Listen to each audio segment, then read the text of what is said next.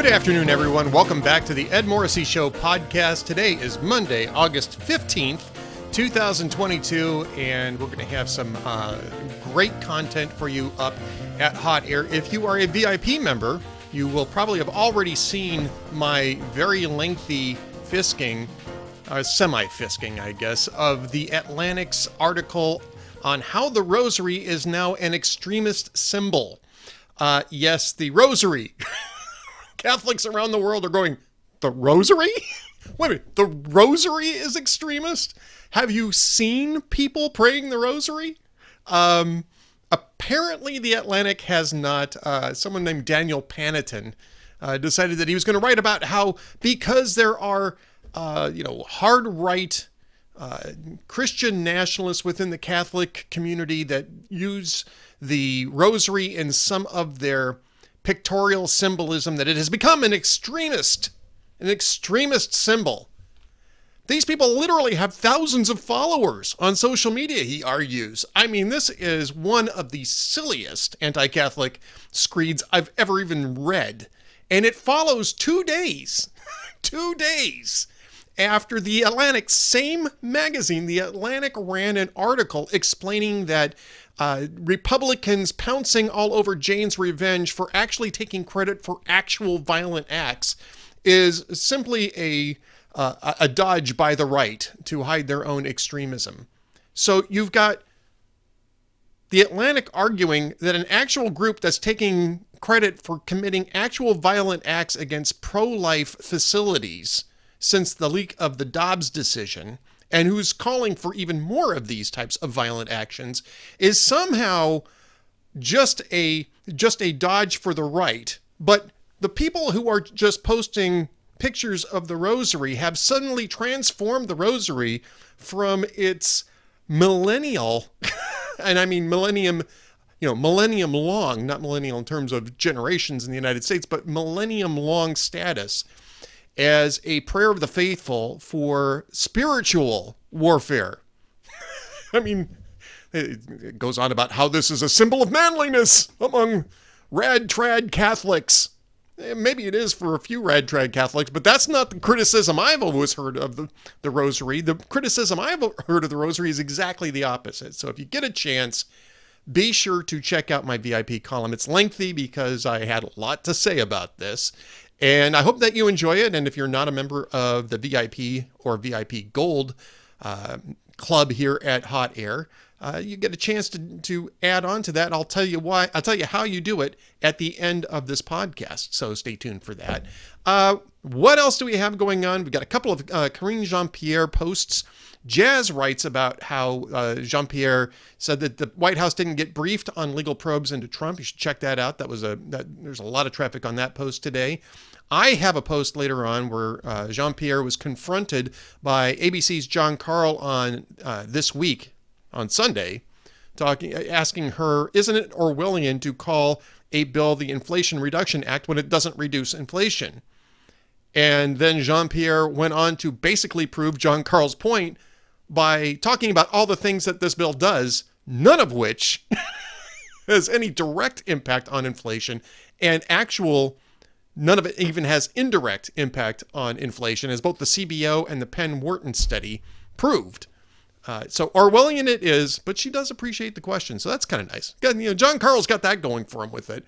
Other news today, and this is, I think, one of the most infuriating. We're on the 1-year anniversary of Joe Biden's bug out from Afghanistan. And Politico last night put up a story saying that they have new information from the State Department and House Republicans that the State Department has managed to exfiltrate 800 American citizens out of Afghanistan over the last year, and perhaps another 600 legal permanent residents, LPRs or green card holders. That's out of an estimated 14,000, a number that we found out in early November of last year that got left behind by Joe Biden in Afghanistan. We're literally only getting out 10% of the people that he abandoned. And we still don't know how many American citizens are left, but we do know that the pace of getting them out has slowed down because in December, the State Department claimed that they had exfiltrated a combined 900 Americans, both citizens and LPRs, out of Afghanistan. Mostly, by the way, through the efforts of private groups, not through official State Department efforts.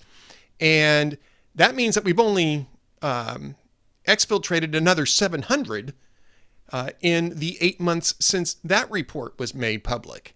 And so we are actually slowing the rate of exfiltrations out of Afghanistan, and we have somewhere north of 12,500 or so that are still left behind Taliban lines. After a full year of our abandonment of them in the first place. It's a disgrace, and the New York Times has a piece that doesn't really actually reflect on that, but reflects on the fact that the Taliban turned out to be exactly what the Taliban were like before, too, to our great shock. They hadn't modernized, they hadn't mellowed, they hadn't moderated, they had not become, as we often refer to them, the kinder, gentler Taliban that Joe Biden thought he was getting. This is a disgrace, and it is something that we should all be aware of and we should all be asking questions about, just like our friend John Ondrasik does from Five for Fighting. He's been trying to fund these exfiltration efforts ever since we left Afghanistan, ever since we bugged out and left those people behind. Not just the Americans, but also the allies that worked with us, that number in the tens of thousands, perhaps as many as 60,000, that we should have gotten out before we bugged out. That is a disgraceful legacy, and it is clearly why, and I might discuss this in a later post, why Joe Biden's confidence crisis has not just started but deepened for the past year. It's something I predicted right away. A lot of people were saying, no, that's not it. It's a gas price issue. It's a COVID issue. It's nonsense. It's absolute nonsense. This started with his bug out in Afghanistan because it exposed Joe Biden as a hypocrite, as a deeply dishonest politician, somebody who is willing to say anything to get what he wants. And this is, a year on, still the perception of Joe Biden. More coming up, of course, at Hot Air, so be sure to check it out. Alban has got a great post today about how a pro-Putin reporter may have given away a very important strategic, or at least political location in the Donbass, which the Ukrainians then wiped off the map. You got to read this one. It's great. Alabunda's got a great post coming up on that. John Fetterman returned to the campaign trail this weekend, and the big question is did he spook his own supporters in his performance at the stump? Certainly happy that John Fetterman has recovered well enough from his stroke to at least try this. But it's clear that he was in over his head, and it was a little scary at times to listen to how he was struggling to remain coherent. This may become a bigger issue for Democrats in Pennsylvania than they may have considered. And certainly the question of honesty from the Fetterman campaign, not from Fetterman himself, of course, who was sidelined by his severe stroke, but the campaign itself, the honesty of the campaign itself may come into question. So stay tuned for all that. Plenty more coming up at Hot Air. Right now, I want to introduce Reason Magazine's, Reason.com, Emma Camp, who wrote the article last week, or maybe about 10 days ago now, regarding the protest at UC Berkeley over low-income housing and homeless housing, where the crowd attacked workers for building low-income and homeless housing. If that doesn't make any sense to you, well, it didn't to Emma Camp either, and we had a delightful conversation, and you're going to want to find out why she has 3 M's in her name on Twitter. It's at EMMMA_camp_, and there's a story behind that. That's not just a typo. There's a great story behind that. So stay tuned for Emma Camp, and then stay tuned after that to find out how you can join our VIP and VIP Gold clubs. Welcome back, everyone, to the Ed Morrissey Show podcast. And I'm pleased to introduce Emma Camp from Reason.com, who wrote a great piece last week and regarding a protest at UC Berkeley where housing is a human right, and they're protesting for housing. And In protesting for housing, they assaulted workers who were building low-cost, low-income housing for students and homeless people. Emma, I tweeted this out, and one of my friends who works for NBC News, Mark Caputo, I don't know if you actually saw this tweet, tweeted back and said, "This can't possibly be true." I thought that too.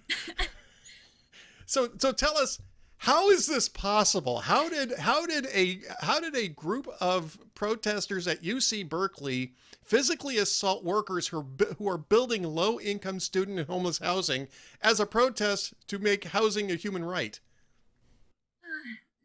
This really feels like something that someone like cooked up at like a TV writer's room for like a Simpsons episode or something about like what will make people the angriest, right? Because you have something that where these kind of crazy campus left wing protesters, and actually a lot of them were members of the community in Berkeley, protesting something that you think left wing protesters would be really in favor of, right? Which is low income housing and housing for the homeless. So the main point of contention, so why these protesters who declare that housing is a human right are so upset, really goes down to the history of People's Park in Berkeley. Right. It's this park that has historically been the site of a lot of protest, especially during the free speech movement. There was a protest turned riot in 1969 in which several dozen people were injured and one were killed when police fired buck and birdshot into the crowd. So it has this very specific history as this very kind of like, I don't know, punk space. It's not really manicured. There's a lot of times graffiti everywhere. There, will be random, drum circles, rock shows, whatever. And currently, or I guess not anymore, but until very recently, it was also the site of one of San Francisco's many very famous homeless tent encampments. And so the protest really goes down to both do not, disturb this beautiful sacred space and kind of politics surrounding homelessness. The irony, of course, with the claims that they're bulldozing People's Park is that 60% of the park will still be untouched after this project. They're only using 40% of it for student housing, but that is 40% too much for these protesters. And then the other element is very strange, I would say, kind of particularly leftist politics around homelessness. So there are about 50 homeless people living in this park in kind of a tent encampment. And the university basically offered to put them up in a motel. I believe the city was funding a lot of that too. Put them up in a motel for the duration of construction. And almost all of the homeless people living there took them up on that offer, right? That makes a lot of logical sense, right? You can go from living in a place with no doors that lock, no running water, you can have horrible, violent things happen to you all the time versus a place where you get free food and running water, doors that lock. It seems very obvious that if you are living in this situation, you would jump at the chance to get a free place to stay. Right. However, according to these protests, this is forceful displacement. Because you were telling people, right, exactly. I mean, it's so condescending. Right, it is exactly. So it reminds me a lot. There's this psychology PhD student named Rob Henderson, who wrote about this idea called luxury beliefs. They're basically these ideas held by like the wealthy, educated classes about kind of poor people or oppressed people that they themselves often rarely identify with and kind of have no practical application and are very condescending. It's beliefs like it's actually totally fine to be raised by a single mother, and it is not at all harder to raise a child on one income than two, or whatever these kind of beliefs. And it reminds me a lot of that. This idea that it's wrong to, in building this housing, which by the way would include 125 places for formerly homeless people to live. Right, everyone living in the park could get a permanent apartment after this, because there was 18 months where they can't live in this specific park and have the option to live in a motel. It is somehow displacing them and must be stopped, even if it means throwing bottles and rocks at police officers and construction workers, and essentially halting the project, which is really the tragedy of this all. Well, right. I mean, first off, this is UC Berkeley has a big problem with student housing. Yes, they only house 22% of the students there. Right. And so they either have to find apartments in a very expensive, part of California. Not that there are a whole lot of non-expensive parts of California these days, but especially in that area. Or as you report, they're sleeping in their cars to try to get by. So this is a university that really needs more student housing in order to support its own student base. But again, the idea here was that they were going to add 125 units for the homeless. And there were only, I think, at the start of this project, I think you put it at 49 or 50 homeless people that were actually living in the park, 46 of whom accepted accommodations from the city. The city's involved in this as well, trying to resolve this. And look, I mean, I'm not a big left winger, and I think that homelessness has other issues in play that we need to be discussing. And I think there's a lot of condescension about homelessness, about how, well, that's a lifestyle choice when it's really a whole lot of other things. But give the city credit. They're actually trying to do what they think is the right thing and looking out for these people.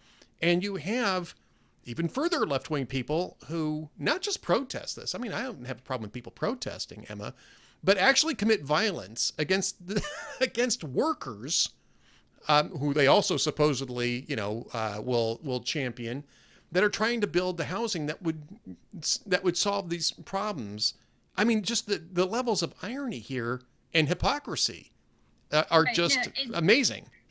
it's absolutely maddening, right? This seems like something that, kind of left-wing housing advocates would be really in favor of, right? 125 homeless people that are currently living on the streets now have the opportunity to have a safe place to live, which would allow them to get maybe even out of that homelessness housing and afford their own apartment, because they can now, take a shower, so they can go and get a job, and, all of these other kind of resources that allow people to get out of homelessness could actually be made easier here, right? This seems like a very good progressive policy.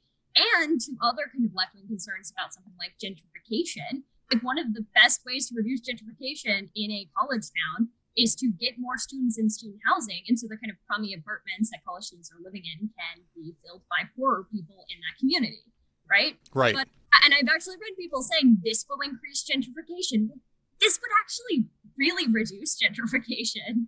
And so it seems to me that my kind of view on this is that a lot of these protesters have very specific views about the park and want the park to remain untouched, and are kind of searching for a politically noble seeming justification other than we just really like this park. So it's NIMBYism is really what this is. It's not in my backyardism. It's a very specific form of this kind of left-wing NIMBYism that's all about I read a Substack where someone saying, well, they didn't build specifically rent-controlled housing, so this actually isn't good housing, so they shouldn't do this. And no, it's it's dorms. Yeah. And housing for the homeless, which will clearly be massively reduced in price if it costs anything at all. Rent control. I mean, honestly, rent control in a student dormitory. I now, honestly, these days it's hard to say I've heard it all, because people are so creative in their insanity. But I mean, that's nonsense. That's a nonsense argument in terms of student housing is always rent controlled. The university controls the cost of it. Right. And it is cheaper than what you would get in the community, Absolutely. like Berkeley. Right. Yeah. Well, really almost any major college is usually located in a place where the rents are high, a lot of times because the college is located there and they have a lot of students. And your point about gentrification is really well taken, is that it's very disruptive sometimes in some of these neighborhoods, especially as they're transitioning, through different demographic makeups. And that happens all the time as well. But, to get back to what's going on at Berkeley. Now, they were actually throwing rocks and other objects at the workers there. The police didn't make any arrests, but that's aggravated assault, and the school pulled the construction workers out of there for good reason. But have they gone back? This has been a few days now. Are they going to start this up again, or are they going to stop the construction over this? I have not seen any more kind of movement on this story. It's something I'm keeping an eye on, but I haven't seen much more. I hope they continue to build housing in the park, but it seems as though there is a history of the university trying to use the park for some kind of facilities. I think like a volleyball court at one point.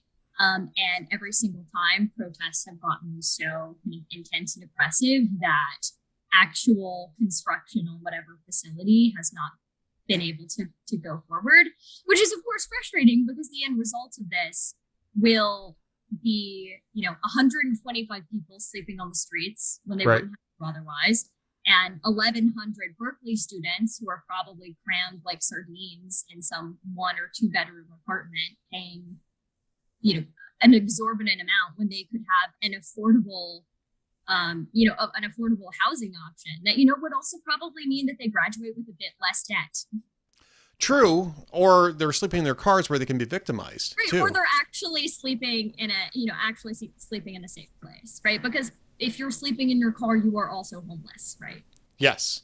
Almost by definition. You're homeless by definition, and you're more vulnerable. And that is really the responsibility of the school to make sure that their students have those options. And they don't have to provide them, but they have to have options for these students. It's a moral responsibility, if not a legal responsibility, for the university. And again, I mean, I get back to another point that I think that we really should emphasize, which is that this wasn't a policy that was stopped because you had a school board meeting or you had a zoning commission meeting or you had a city council meeting where the permits were yanked. I mean, that would certainly be problematic too, but it would be at least the use of a legal process. What you have here, Emma, is violence settling public policy, which is dangerous regardless of what the outcome of that is. You're setting the expectation that you're going to have to use violence in order to get anything done. And all that's going to breed is a violent response at some point to counter it. Yeah, I mean, this has definitely been a trend in a lot of protests around Berkeley. I think obviously the Milo Yiannopoulos protests are a really good example of times in which there was a lot of violent protest in response to this left-wing protest movement. Right. But yeah, I mean, obviously the violence here is unacceptable. Of course, people have every right. In fact, they should protest if they don't like something. But this really kind of goes beyond the pale, and it seems like it will simply have the effect of stopping construction, not because the university realizes it's a bad idea, but because they physically can't go through with it without putting their employees at some kind of health risk. Yeah, I mean, to me, that's the most, I mean, certainly it's frustrating in lots of different ways, but I think the fact that we are legitimizing violence over rational public policy making, over rational self-governance, is really going to create the rise of the worst kind of leadership and the worst kind of cultural shift that you can have as a self-governing republic. I strongly agree with that. And I think this is a trend that has been happening in the past couple of years on both the left and the right, where there's been this rise of the authoritarian right and the authoritarian left, where kind of principles that these kind of small L liberal principles kind of go out the window, right? Right. Or do we have this idea that, whatever the people decide in a democracy, that should be the person who holds the elected position. We should agree that free speech is ultimately good because it, in fact, prevents violence from happening. It allows us to solve things with our words. There are these kind of strong, kind of almost individualistic small L liberal values that kind of form the social contract that allow a democracy to happen. And instead you have our political goals matter more than anything else, and we should get them by any means necessary. This idea in which the ends always justify the means, even if the means are violent or corrupt or what have you. And I think it's incredibly troubling, and I find it particularly troubling that so many young people seem so kind of gung-ho to embrace these kind of authoritarian politics, because these are, you hope that they mature out of it, but at the same time, these are the people that are going to be leading us very soon. Well, hopefully not quite so soon. I was joking around with my granddaughter not too long ago. It was right before she went to college. And I said, she says, I said, it's going to be your world at some point. It's still mine for right now. So just keep that in mind. She laughed, I said, just keep that in mind. It's still mine for the time being, but it's going to be yours soon enough. And you have to know what kind of world you want to live in.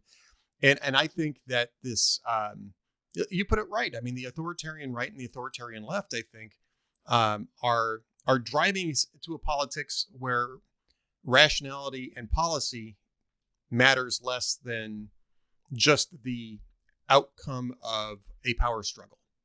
And at a certain point, Emma, it's not even about policy. It's not about homeless policy. It's not about land use policy. It's simply about, I am now in charge and I can exert my will over everybody else. And that is anything but self-governance. Yeah, precisely. I mean, I feel like one of the best things about living in a democracy is that other people get to do what they want, right? And that Right.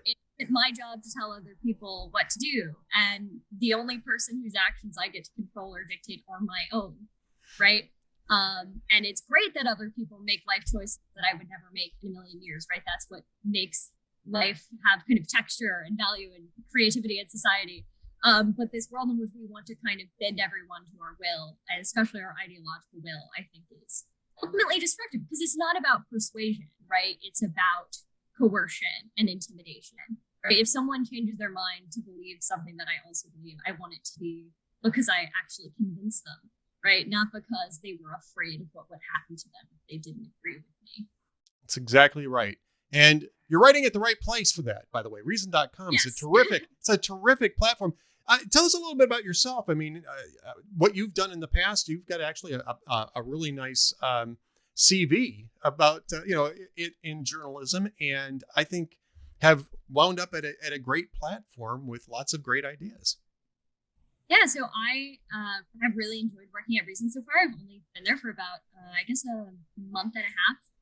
I graduated college in May at UVA after, I'd say, causing a bit of a stir because I had a New York Times op-ed entitled, I went to college, was eager to debate, I found self-censorship instead. I remember that. It was an excellent essay. Yes. And I just had another op-ed in the New York Times a couple weeks ago about kind of consent and kind of college hookup culture, if you will, and sort of the ways in which it, I would say it's a soft version of like, here's the way in which a sexual revolution is kind of bad for women. So kind of going in another angle of kind of like feminist thought that I'm interested in writing about. But yeah, at Reason, I write about a lot of things, but I really enjoy writing about these kind of education kind of related issues because I was so recently kind of in a university environment. While I was at UVA, I did a lot of free speech activism and advocacy. I was an intern for FIRE. And so working at Reason has been really great because it's really allowed me to pursue all of my interests in this really like congenial, wonderful environment. So I highly recommend reading Reason to all of your listeners. Everyone there works really hard and is really wonderful and deserves your eyeballs. They are actually just a great group of folks. I've known Nick Gillespie for a very long time. He's still editor. He's still the editor, right? The editor in chief at. No, that's Catherine Mangu. Oh, that's right. That's right. It's Catherine. Yes, but I've known Nick for a very long time, and I've been to the offices. Those are like the coolest offices too. I mean, it's. Yeah. I'm in it right now in the podcast. Yeah, I know. It's great. I have the little sound foam tiles around me. Well, it looks great, but the offices are wonderful, and it's great folks, and it's libertarian rather than conservative, but there's a lot of overlap there, and I think that conservatives really need to have that sort of libertarian mind check every once in a while, and Reason is just smart, consistent libertarianism. And really enjoy reading it. And I'm really glad you're there. I think that you're going to do really well there. And I'm hoping you're going to come back and talk more about other work that you end up doing at Reason.com. Oh, that would be wonderful. I really enjoy working at Reason. I feel very lucky that I am in this position. So where else can people find you? And I know that your Twitter handle, you're going to have to explain your Twitter handle just a little bit because I actually story behind it. Oh, well, let's hear the great story. There's a fantastic story. So my Twitter handle is Emma, but it's spelled with 3 M's. So it's EMMMA_camp_. And camp is spelled CAMP, like summer camp. So the story behind that is that there was a clerical error on my birth certificate, which made my legal name Emma, but spelled with 3 N's for 18 years. Wow. Wow. And I didn't know this because my parents, it's on my social security card too. My parents didn't notice. I didn't notice until I was 15 and going to get my learner's permit. And the lady at the DMV says, "What's your name?" And I say, Emma Camp. And she says, and that's spelled with 3 M's? And I go, no. And she goes, not on your birth certificate. And this whole time, I didn't know, my parents didn't know. So my actual learner's permit, which I still have around, has it spelled with 3 M's on there. They're like, well, it's on your documentation. This is really a great story of government bureaucracy and how infuriating it is. And so I started getting a little stressed out about the fact that when you like take the SAT, your ID has to match your name, and I was worried that there would be some kind of, I would have to apply to college as Emma with 3 M's, or there could be some kind of bureaucratical issue. So I got it corrected, which is different from changed. And so my parents had to dig up like records from when they took me to the pediatrician when I was like 9 months old, and like my kindergarten public school registration forms to prove to the state that they meant to name me Emma, but with 2 M's, and not, instead of with 3 M's. And so I got it corrected when I was 17, almost 18. So that is the very rich story behind my Twitter handle. I will never forget that it's 3 M's from this point forward either. I mean, that's a great story, and it's a fantastic story. It's a great reason why you ended up at reason.com too. I mean, I'm thinking this is like some sort of, what's it called? The harmonic convergence, right? Having lived that experience, it makes total sense why you're at reason.com. Nothing now. Like a particularly nasty interaction with the DMV to make you a libertarian. I hate this. Abolish it. Wasting taxpayer money. Well, there you go. So a justified libertarian is Emma Camp, not with 3 M's anymore, except on Twitter. So Emma with 3 M's _Camp_ is where you can find her on Twitter. And Emma, thank you so much for being with us. It's been great talking with you. And again, we'll look forward to talking to you again soon. Great. Thanks for having me. All right, folks, stay tuned for just a little bit more from the Ed Morrissey Show with 1 N, 2 R's and 2 S's.